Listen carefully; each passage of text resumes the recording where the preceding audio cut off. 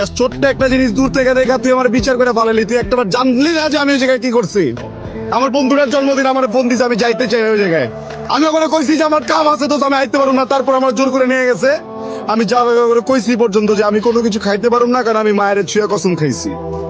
আর তুই দূর থেকে দেখে আমার বিচার করে ফেলালি না।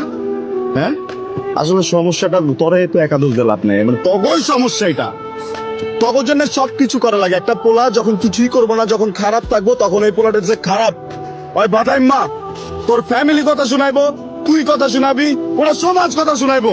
আর যখন এই পোলাটা পুরোটা জিনিস বুঝে নিজে কামে ঢুকবো, নিজে কাম করতে যাবো, তখন আবার কবি যে তুই সময় দাস না, করুম কি আমি পাগল হয়ে যাবো।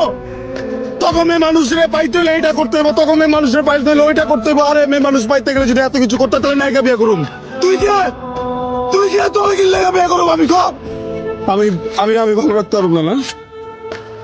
আমি রাখুন না তোরে ভালো। যা, তোরা কি ভালো রাখবো তুই জায়গা যা, তুই যা। তোরা যে ভালো রাখবো, যে জায়গায় ভালো থাকবি ওই জায়গায় তুই ভালো থাকবি। আর তুই যদি না যেতে পারস না, আমি তো ট্যাঙ্ক টুম সব ভাই গেলাম এবার। এই চেহারা তো কোনোদিন দেখোস না, তাই না? আজকে থেকে দেখে রাখ, তুই যা। তুই বিয়া করবি, আর তোর যদি বিয়া না হয় একদম টাইম আমি করে দিলাম। আমি নিজে উকিল বাপ থাকবো, আমি সাক্ষী দিব। আমি উকিল বাবা, আমি সাক্ষী দিব, আমি কাজ হবো। সব কিছু করে তোর বিয়া করে আমার জীবন থেকে এত দূরে পাঠাই দেবো, যদি কোনোদিন আমার মনে কষ্ট দিতে না পারস তুই। আমাকে এতগুলো কথা শোনাই দিলা।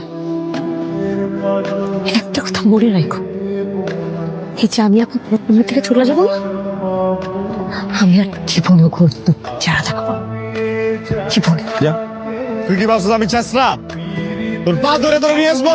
তুই যা, আমিও যাবো না তোরা কোনোদিন নিয়ে আসতে, তুই যা।